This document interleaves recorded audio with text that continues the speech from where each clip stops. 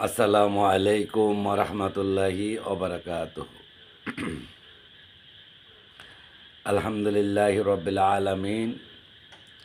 সমস্ত প্রশংসা মহান আল্লাহ পাকের জন্য, যে আল্লাহ পাক আমাদেরকে এত সুন্দর একটি মানব দেহ দিয়ে আমাদেরকে পৃথিবীতে প্রেরণ করেছেন।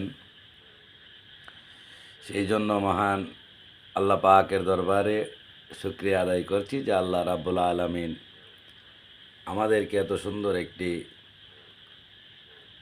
গঠনমূলক ব্রেন দান করে এবং সুরক্ষিত একটি মস্তিষ্ক আল্লাহ দান করে আমাদেরকে মহান রব এই পৃথিবীতে প্রেরণ করেছেন। সেই জন্য মহান রবের দরবারে কৃতজ্ঞতা যাপন করছি এবং মহান রবের দরবারে শুকরিয়া যাপন করছি। সম্মানিত বাবা এবং ভাইয়েরা, আজকে আমি যে বিষয়টা নিয়ে কথা বলছি সেটা হলো জাকাত। জাকাত আমরা কিভাবে দেব এবং জাকাত দেওয়ার সিস্টেম কি, এ বিষয়ে আমি কথা বলছি। জাকাত হলো দুই রকম। একটা হলো দেহের জাকাত, আরেকটা হলো সম্পদের জাকাত।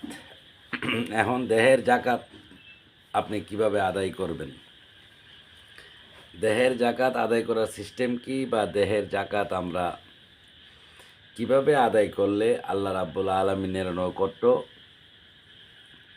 আমরা লাভ করতে পারবো, বা মহান রব রাব্বুল আলামিন আমাদেরকে কিভাবে জাকাত দেওয়ার জন্য তিনি নির্দেশ প্রদান করেছেন,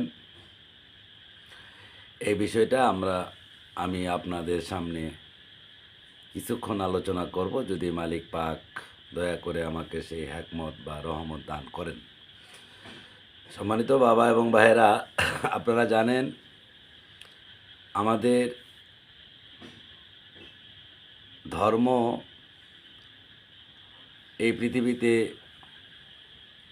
প্রচার করে গেছেন, এবং যিনি সত্যি, যিনি ধর্ম, তিনি পৃথিবী থেকে পর্দা নিয়েছেন আজকে থেকে প্রায় 1450 বছর আগে।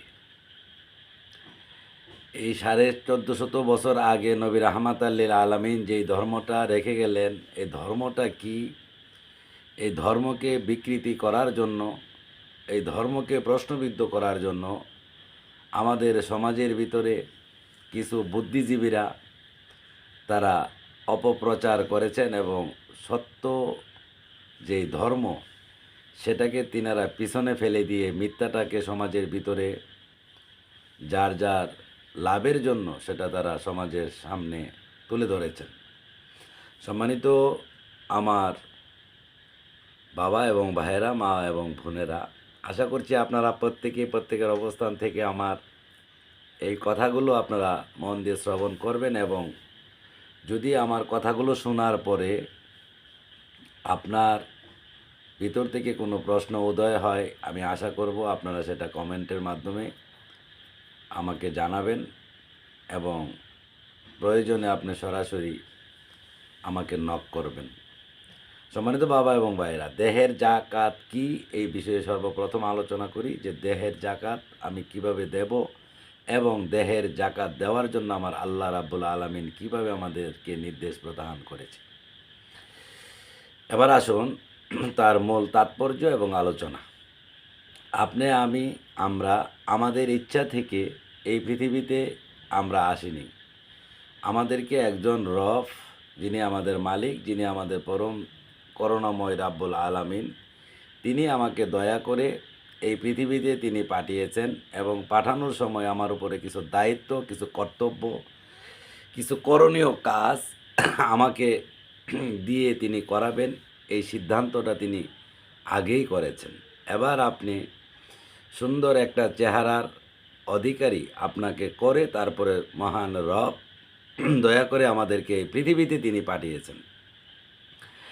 এত সুন্দর একটি চেহারা তিনি আমাকে দান করেছেন, দুটা চক্ষু দিয়েছেন, চোখের মধ্যে কালো একটি অংশ দিয়ে সেখানের ভিতরে নূরে মুহাম্মাদি সাল্লাল্লাহু আলাইহি ওয়াসাল্লামের নূর মোবারক ফিট করে সেখান থেকে একটা নূরের যে লাইট, সে পাওয়ার থেকে আমরা দুনিয়ার সব কিছু আমরা দেখতে পাই। এক নাম্বার ২ হলো আমাদেরকে আল্লাহ পাক একটি নাসিকা দান করেছেন, অর্থাৎ নাক দান করেছেন। সেখানের ভিতরে ২টা ছিদ্র দিয়েছেন, সেখান থেকে আমরা সুঘ্রাণ বা ভালো ঘ্রাণ বা খারাপ ঘ্রাণ উভয়টা আমরা এই নাসিকা দিয়ে আমরা সেটা অনুভব করি বা বুঝতে পারি যে কোনটা ভালো এবং কোনটা খারাপ, তার ঘ্রাণ কি, সুগন্ধ নাকি দুর্গন্ধ। এবার আল্লাহ পাক দয়া করে আমাদের একটা জিহ্বা দান করেছেন। এই জিহ্বা দিয়ে আপনি হাজারো রকমের টেস্ট আমরা বুঝতে পারি। সেটা জাল হলেও সেটা একই জিহ্বা আমাদেরকে বুঝিয়ে দেয়, সেটা জাল।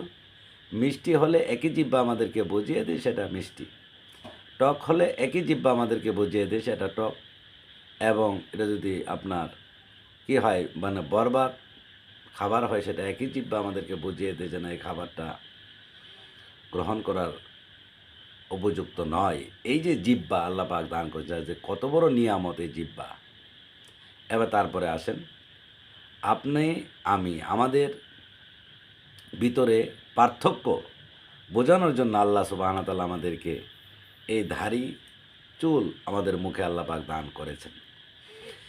এমনভাবে আল্লাহ পাক আমাদের শরীরে যা অঙ্গ প্রত্যঙ্গ দান করেছেন, প্রত্যেকটা হলো আল্লাহর নিয়ামত এবং আল্লাহর কাছে আমরা শুকর ওজুর আদায় করা ছাড়া বিকল্প কোনো রাস্তা আমাদের নেই। এবার আপনি এত সুন্দর একটি দেহের অধিকারী আপনাকে করে মহান রাব্বুল আলামিন আপনাকে দুনিয়াতে তিনি ইচ্ছা করে প্রেরণ করেছেন, অর্থাৎ আপনাকে পাঠিয়েছেন। এখন আপনি এত সুন্দর একটা দেহের অধিকারী হলেন, আপনি হাঁটতে পারছেন, সব কিছু করতে পারছেন, সুন্দরভাবে আপনার গঠন আল্লাহ সঠিকভাবে একবারে নির্ভেজাল একটা দেহের অধিকারী করে আপনাকে পাঠিয়েছেন। যিনি পাঠালেন, আপনি এই যে দেহ, এত একটা সুন্দর দেহের অধিকারী বা একজন দেহের একটা মালিক আপনি হলেন, তার ভিতরে আল্লাহ পাকের একটা হুকুম, অর্থাৎ রুহু হলো আল্লাহর একটা হুকুম বা আল্লাহর একটা নির্দেশ বা আল্লাহর একটা বাণী। আল্লাহ একটা হুকুম আপনার ভিতরে প্রবেশ করিয়ে আপনাকে দুনিয়ায় পাঠালেন। তো তিনার বার্তা, তিনার যে হুকুম আপনার ভিতরে আমার ভিতরে দিয়ে তিনি আমাদেরকে পাঠিয়েছেন, আমরা তার কতটুকু শুকরিয়া আদায় করলাম। এখন দেহের আপনি জাকাত কিভাবে দিবেন? দেহের জাকাত হলো পূর্ণভাবে নিজেকে, সমস্ত দেহটাকে একত্রিত একটা অংশ বানিয়ে আপনি মহান আল্লাহ রাব্বুল আলামিনের কাছে আত্মসমর্পণ আপনাকে করিতে হইবে। এখন আপনি আপনার সমস্ত কিছুকে আপনি দেহের জাকাত কিভাবে দিবেন, সেটা হলো আপনি সমস্ত দেহটাকে একত্রিত করে মহান রাব্বুল আলামিনের দরবারে আপনি এই কথা বলবেন যে হ্যাঁ রাব্বুল আলামিন, আমি আমার দেহের সমস্ত অঙ্গ প্রত্যঙ্গ যা কিছু আছে, আমার বলতে কিচ্ছু নেই, সব কিছু আমি আমার রবের নামের উপরে আমি সেটাকে বিলীন করে দিলাম। এবং আমার এই দেহের প্রত্যেকটা অঙ্গ প্রত্যঙ্গর দ্বারাতে যে কিছু কাজ করব বা জবান থেকে যে কথাগুলো আমার বের হবে, এগুলো যেন আমার রবের সন্তুষ্টি অর্জনের জন্য আমি কথাগুলো বলবো। আমি আমার জবান থেকে যে কথাগুলো বলবো, আমার রবের সৃষ্টিতে যেন কল্যাণ হয় বা তাদের উপকৃত হয়, এমন কথা আমি আমার জবান থেকে বের করব। আমার হাতের দ্বারাতে আল্লাহ পাকের সৃষ্টির যাতে কল্যাণ হয় এমন কিছু আমি আমার হাতের দ্বারাতে এমন কিছু কাজ আমি করব। আমি পায়ে হেঁটে হেঁটে আমার রবের গুণগান গাওয়ার জন্য আমি সামনের দিকে অগ্রসর হব।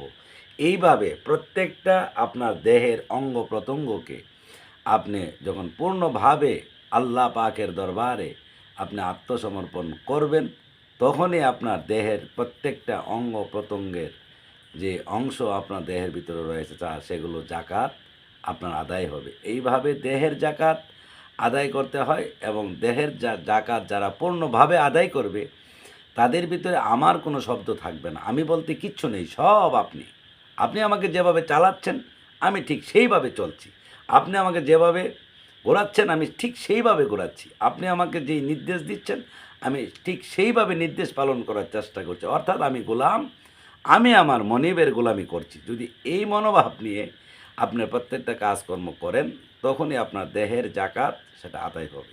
এবার আসেন অর্থের জাকাত। মহান রাব্বুল আলামিন আপনাকে একটা সুন্দর দেহের অধিকারী করে পৃথিবীতে পাঠিয়ে তিনি আপনাকে কিছু সম্পদ দান করেছেন। যেমন আমরা, আপনি বা আমরা সকলে বলি আমার বাড়ি, আমার গাড়ি, আমার ব্যাংক ব্যালেন্স, আমার টাকা, আমার পয়সা, মানে সব আমার। এই যে আমার বলতে কিচ্ছু নেই। আমি আর আপনি সব হলাম, আমরা হলাম বুক দখলকারী। আমার শব্দটা শুধুমাত্র পরম করুণাময় রাব্বুল আলামিন তিনি বলবেন যে আমার, এই সৃষ্টি জগৎ আমার, এই সৃষ্টি জগতের যা কিছু ধন সম্পদ রয়েছে সব আমার। অর্থাৎ কে সেটা বলবে আল্লাহ, তিনার, আর বাকি সব আমরা হলাম বুক দখলকারী। যেমনটা হলো আপনি লক্ষ লক্ষ কোটি কোটি টাকার মালিক, আপনি সুন্দর একটা বাড়ির মালিক, আপনার সুন্দর একটা গাড়ি রয়েছে। আপনি যদি এখন যদি দুনিয়া থেকে শেষ নিঃশ্বাস ত্যাগ করেন, দেখবেন সব কিছু পরে থাকবে, আপনি একাই চলে যাচ্ছেন সেই কবরে। তাহলে বোঝা গেল কি, এর বিনিময়ে বোঝা গেল কি, এর অর্থ দাঁড়ালো কি, যে আমার বলতে কিচ্ছু নেই। আমি যতদিন ছিলাম সেটাকে আমি ভোগ দখল করে এসেছি। আমার শুধুমাত্র রব যিনি, তিনি বলতে পারবেন এগুলো আমার, আর বাকি আমরা সব হলাম ভোগ দখলকারী, অর্থাৎ আমরা হলাম অস্থায়ী, আর আমাদের রব হলো স্থায়ী।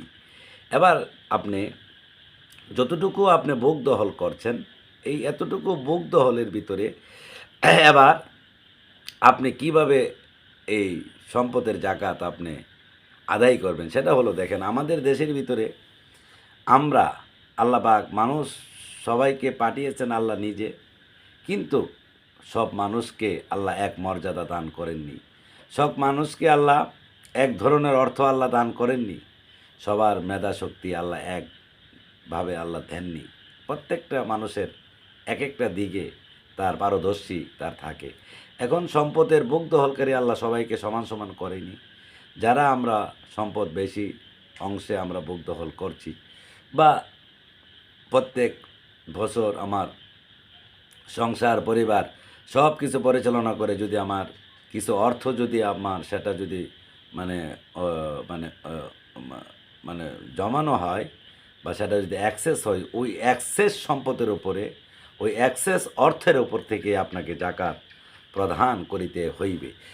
যেমনটা মনে করেন আপনার জাকাতটা হবে 1,00,000 টাকা যদি আপনার অর্থ থাকে, সেক্ষেত্রে আপনি 2,500 টাকা আপনাকে জাকাত দিতে হবে। জাকাতটা আপনি দিবেন কার কাছে?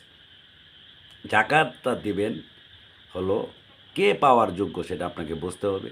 1 নাম্বার হলো জাকাত পাওয়ার যোগ্য হলো সর্বপ্রথম যদি আপনার বংশের ভিতরে কেউ যদি গরিব অসহায় থাকে, আপনি তাকে, আপনার কাছে সে হলো হক, সে সেটা প্রাপ্য, আপনার কাছে সে অগ্র অধিকার, সে সেটা পাবে।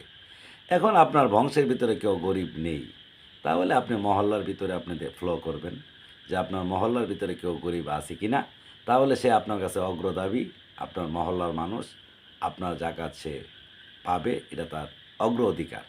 এবার মহল্লার ভিতরে নাই, আপনার গ্রামের ভিতরে আছে, আপনার গ্রামের মানুষ সর্বপ্রথম আপনার কাছে অগ্র অধিকার। গ্রামের গরিব দুঃখী মানুষ আপনার কাছে সে অগ্র অধিকার হিসাবে সে জাকাতটুকু সে গ্রহণ করতে পারবে বা সে পাবে। এখন আপনি কি করলেন, আমাদের মতো কিছু মানুষ সেটা লেবাস ধরে, ভেষ ধরে, আপনি দেখবেন হৃষ্টপিষ্ট মানুষ খুব দামি দামি কাপড় পরে, দেখবেন একটা মাদ্রাসা প্রতিষ্ঠানের নাম বিক্রি করে আপনার কাছ থেকে জাকাতের টাকা নিতে আসে যে আমাদের মাদ্রাসায় ইতিমহানে আপনি দেন। না, এগুলো হলো সব হলো ব্যক্তিগত বানানো কথা।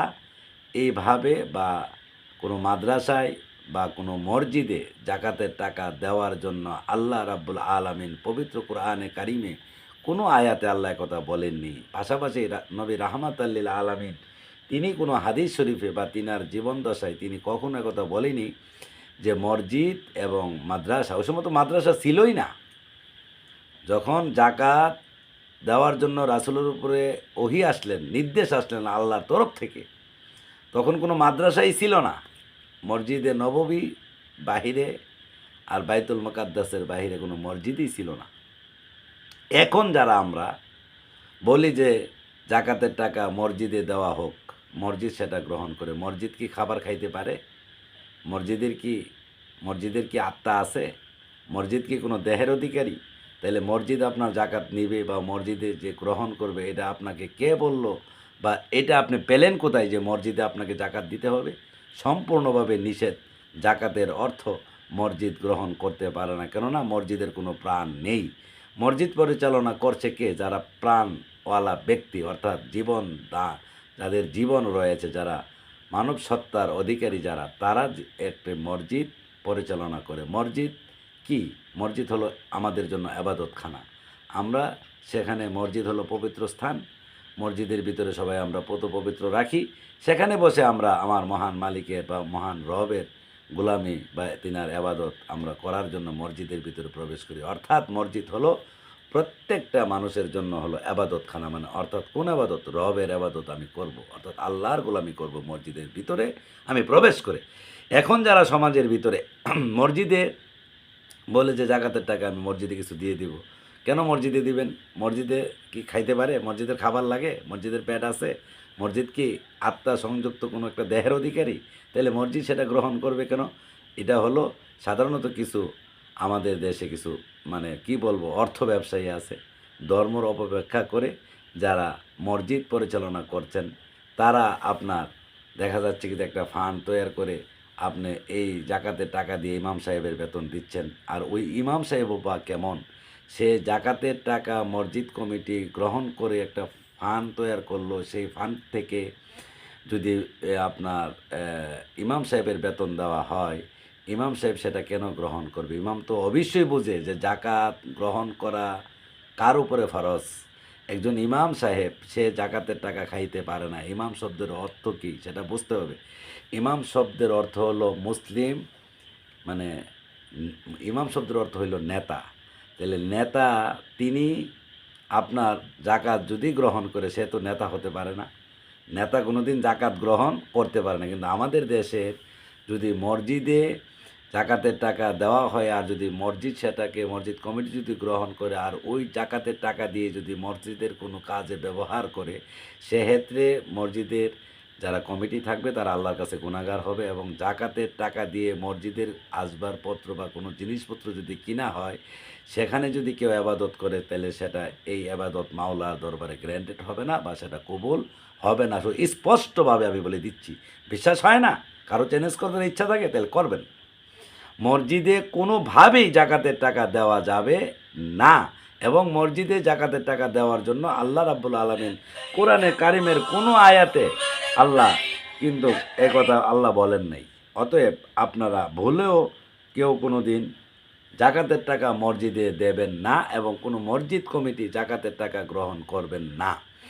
যদি কেউ আপনার মসজিদ কমিটির সেক্রেটারি বা সভাপতির কাছে যদি মানে টাকা কেউ যদি দিতে চায়, আপনি জিজ্ঞাসা করুন কিসের টাকা, কিসের টাকা আপনি দিচ্ছেন? আপনি তো মাসে, প্রত্যেক মাসে যে নির্ধারিত একটা মানে ফিক্সডলি একটা বেতন আপনার উপর ফালানো হয়েছে, মসজিদ পরিচালনা করতে যায় যে খরচপাতি হয়, এর জন্য কিছু একটা অংশ আপনার উপরে ফালানো হয়েছে, আপনি তো এটা দিচ্ছেন। কিন্তু এখন কি টাকাটা দিচ্ছেন?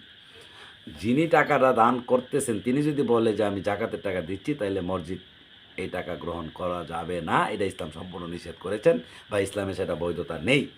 আর কোনো মসজিদের ইমাম সাহেব যদি জাকাতের টাকা গ্রহণ করে, তাহলে তার পিছনে জামাত পড়া সম্পূর্ণভাবে নিষেধ, এবং তার পিছনে নামাজ আদায় করলে নামাজ হবে না।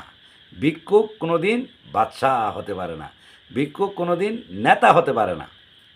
কথাটা মনে রাখবেন। ইমাম তিনি নেতা। ইমাম কি? একজন নেতা। নেতা তো আর জাকাতের টাকা খাইতে পারে না। এখন জাকাতের টাকাগুলো আপনি গ্রহণ করবে কে? এখন জাকাতের টাকা অনেকে আছে কয় মাদ্রাসায় জাকাতের টাকা দিয়ে দিছি। মাদ্রাসায় আপনি জাকাতের টাকা কেন দিবেন? মাদ্রাসায় দেওয়ার জন্য তো আল্লাহ বলেননি। এখন আপনি বলবেন যে মাদ্রাসার ভিতরে গরিব ছাত্র আছে। হ্যাঁ, যদি আপনি 100% আপনি শিওর যে এই মাদ্রাসার ভিতরে 10 জন ইতিম আছে, একেবারে অসহায়, সে গরিব, তার বাবাও নাই মাও নাই, এরকম গরিব, সে মানে খুব গরিব মানুষ, সে মাদ্রাসায় লেখাপড়া করছে, ওই ছেলেটাকে আপনি ডেকে আনবেন। ডেকে এনে আপনি সরাসরি তার হাতে আপনি বলবেন যে আব্বা ধরো তোমাকে এত টাকা দিলাম, আমি খুশি হয়ে তুমি এটা দিয়ে জামা কাপড় কিনবা, তুমি খাবার দাবার খাইবা। এটা হলো সরাসরি ওই গরিব ছেলেটাকে ডেকে এনে আপনি তার হাতে দিয়ে দিবেন। এখন দেখা গেলো কি মাদ্রাসার ভিতরে 5টা গরিব ছেলে আছে বা 10টা গরিব ছেলে আছে, ছাত্র আছে, এদেরকে ব্যবহার করে আমার মতো ভেষধারী আইসা আপনাকে বলবে আমাদের মাদ্রাসায় কিছু টাকা আপনি দেন। এখন দেখা যাবে কি জানেন, ওই ছেলেগুলোর নাম বিক্রি করে যে ব্যাজদারি আইসা টাকা উঠাইছে তার পেট ভারী করবে। এই টাকাটা আপনার টাকাটা নিয়ে সে যাইয়া দেখবেন বাড়ি গাড়ি করতেছে, সে দামি দামি কাপড় পরছে। অথচ এইভাবে যদি আপনি ওই ব্যাজদারি মৌলবীর কাছে টাকা দিয়ে দেন, আপনার এই জাকাত আদায় হবে না। কেননা জাকাত কোন ব্যক্তি পাবে, কাকে জাকাত আপনি দিবেন বা কে জাকাতরা গ্রহণ করবে, আল্লাহ রাসূল সুস্পষ্ট বলে গেছে। এখন জাকাত আপনি যারা গরিব, যাদের চুক নাই, যারা মানে আপনার পঙ্গু, যারা বোবা, যারা তাদের সংসার পরিচালনা করতে পারে না, যারা টাকার অভাবে চিকিৎসা করতে পারছে না, যারা টাকার অভাবে নিজের মেয়েকে বিবাহ দিতে পারতেছে না, তাদেরকে আপনি আপনার সম্পদের যে জাকাতের যে আপনার উপরে দেওয়া যে ফরজ হয়েছে বা যতটুকু আপনি দিবেন, তাকে ডেকে এনে আপনি সরাসরি তার হাতে আপনি দিয়ে দিবেন। এটা হলো জাকাতের নিয়ম। এবং জাকাত দেওয়ার সময় আপনি চুপচাপ দিবেন যাতে অন্য কেউ না দেখে, তবেই আপনার এই জাকাত এবং এই দানটা আল্লাহর দরবারে কবুল হবে এবং যথার্থভাবে সেটা আপনার আদায় হবে। কোনো মোল্লা মুন্সি মৌলবীর হাতে জাকাতের টাকা দেওয়া যাবে না, দেওয়া যাবে না, দেওয়া যাবে না। আর কোনো মোল্লা মুন্সি মৌলবী যদি আপনার কাছে এসে হাত পাতে, সাথে সাথে আপনি তাকে বলে দিবেন ইসলামের শিক্ষা করিও না ভিক্ষা। আপনি কেন ভিক্ষা করছেন? আপনাদের দ্বারাতে ইসলাম ধর্ম কলঙ্কিত হচ্ছে, আপনাদের দ্বারাতে নবীজির রেখে যাওয়া ইসলামের আজকে বদনাম হচ্ছে। আপনারা কেন হাত পাচ্ছেন? বরঞ্চ তাদেরকে আপনি লজ্জা দিয়ে দিবেন এবং দূর দূর করে তাকে তাড়িয়ে দিবেন। তবেই আপনি ইসলামের মানে আপনি রক্ষক হিসাবে আপনি দায়িত্ব পালন করলেন। আর যদি কোন হুজুর আসছে দিয়ে দেন আর হে নিয়ে যাবে, তাহলে কিন্তু আপনার জাকাত আদায় হবে না। সম্মানিত বাবা এবং ভাইরা, আপনার কাছ থেকে জাকাত যিনি পাবে তিনি তো বলে দিলাম একবারে অসহায়, গরিব, দুঃখী মানুষ, অসুস্থ মানুষ, ও মানে আপনার পঙ্গু মানুষ, অন্ধ মানুষ, এরা জাকাত পাবে। হ্যাঁ, আপনার আশা করছি তাদেরকে ডেকে এনে সরাসরি আপনি দিয়ে দিবেন, কোনো মোল্লা মুন্সির কাছে টাকা দেবেন। এক নাম্বার দুই, আরেকটা বিষয় আছে আমি আপনাদেরকে বলে দিই। আমাদের দেশে অনেক মা বোনেরা এই পবিত্র মাহে রমজানে কোরআনে হতম করছে। কোরআনে হতম করলে মৌলবী ডেকে না, হুজুর আমি তো এটা হতম দিছি, আপনি আমার কাছে হুজুর ধরেন আমি আপনাকে 500 টাকা দিলাম, হুজুর আমার দোয়াটা করে দিয়েন। এটা হলো, এগুলো করেই আজকে আমাদের দেশের ধর্ম ব্যবসায়ীদেরকে আপনারা এই ভিক্ষা করার পথটা পরিষ্কার করে দিচ্ছেন। কিভাবে তার অর্থ সংযোগ মানে আপনার কাছ থেকে নিবে, এ পথটা আপনিই তাকে শিক্ষা দিচ্ছেন। আপনি কোরআন তালাওয়াত করেছেন, সে দোয়া করবে কেন? সে কেন মোনাজাত করবে? আপনার তো আপনি নিজেই করতে পারেন। কিভাবে করবেন? আপনি কোরআনে কারিম 30 পারা আপনি সম্পূর্ণ কমপ্লিট করেছেন। এখানে হতমের আবার আলাদা দোয়া কি? কোনো আলাদা দোয়া নেই। তারপরেও যদি আপনি মনে তৃপ্তির জন্য দোয়া করতে চান, তাহলে সেই হিসেবে আপনি কি করবেন? আপনি 5 থেকে 5 বার, 7 বার, 11 বার দুরূদ শরীফ পড়বেন। এরপরে আপনি সূরা ইখলাস 3 বার পড়বেন। সূরা ফাতিহা শরীফ 2 বার পড়বেন।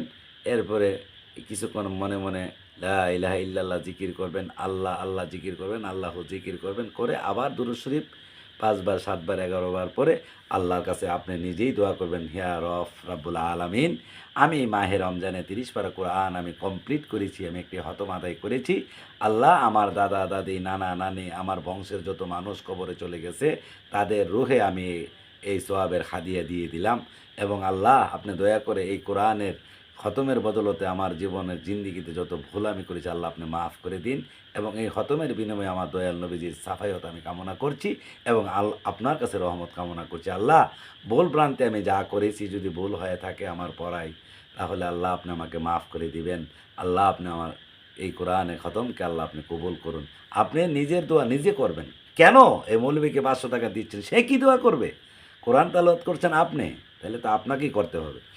আসলে বিষয়টা হলো আমরা বুঝে না বুঝে অনেক সময় এরকম ভুল করে এই মৌলবীদেরকে ভিক্ষা করাটা আমরা শিক্ষা দিচ্ছি, আর তারাও আমাদের কাছে ধর্মটা বিক্রি করে, সোয়াব বিক্রি করে, বিভিন্ন ধরনের ভয়ভীতি দেখিয়ে, উল্টা পাল্টা মাসালা বুঝিয়ে তারাও আপনার কাছ থেকে অর্থ মানে গ্রহণ করে নিচ্ছে। মূলত এগুলো কোনো ইসলাম নয়। ইসলাম স্পষ্ট বলেছেন করিও না ভিক্ষা, এই হলো ইসলামের শিক্ষা। আজকে আমরা আশ্চর্য হয়ে যাই, লেবাস পরিধান করে ইসলামের ধারক বাহক যারা, যাদের দ্বারাতে মানুষ ইসলামের আইন কারণ বুঝতে পারবে তারা নিজেরাই এখন ভিক্ষা করে। এর চাইতে লজ্জা মুসলমান জাতির জন্য আর কিচ্ছু হতে পারে না। মুসলমান একজন গরিবকে জাকাতের টাকা দিবে আর লেবাস পরিধান করে ইসলামের লেবাস লাগাইয়া মৌলবী সাবাইশা এই জাকাতের টাকা গ্রহণ করে। আফসোস, তার মতো লোক জাকাতের টাকা যার পকেটে থাকবে তার পিছনে নামাজ পড়লে নামাজ আপনার আদায় হবে না। এই কারণে আজকে আমরা মূল ইসলাম থেকে দূরে চলে গিয়েছি স্বার্থবাদী লোকদের কারণে, লোভী লোকদের কারণে, এই লোভী মৌলবীদের কারণে আজকে মানুষ আল্লাহর কাছে তার ইবাদত গ্র্যান্টেড বা কবুল করাইতে পারতেছে না। এই জন্য সম্মানিত বাবা এবং ভাইয়েরা, আপনি সুন্দর করে বুঝে শুনে আপনাকে কাজ করতে হবে। দেহাদেহি কোনো কাজ করবেন না। মানুষ বললেই আপনি দৌড় মারবেন না, মৌলবীর কথা শুনলেই আপনি বিশ্বাস করবেন না। অতএব আমরা সকলেই বুঝে শুনে আজকে থেকে 1450 বছর আগে যেই ইসলাম নবী রেখে গেছে, আমরা যেন সেই মোহাম্মদী ইসলামের পূর্ণ বিধিবিধান মেনে আল্লাহ পাকের গোলামি যেন আমরা করি, তবেই তো আমরা সাকসেসফুল হতে পারবো। সম্মানিত বাবা এবং ভাইয়েরা, আশা করছি আপনারা বুঝতে পেরেছেন। আল্লাহ রাব্বুল আলামিন আমি সহ আপনাদেরকে সঠিকভাবে বোঝ দান করুক। সকলে ভালো থাকবেন, সুস্থ থাকবেন। ওয়া খোদা আলহামদুলিল্লাহি রাব্বিল আলামিন। আসসালামু আলাইকুম ওয়া রাহমাতুল্লাহি ওয়া বারাকাতুহু।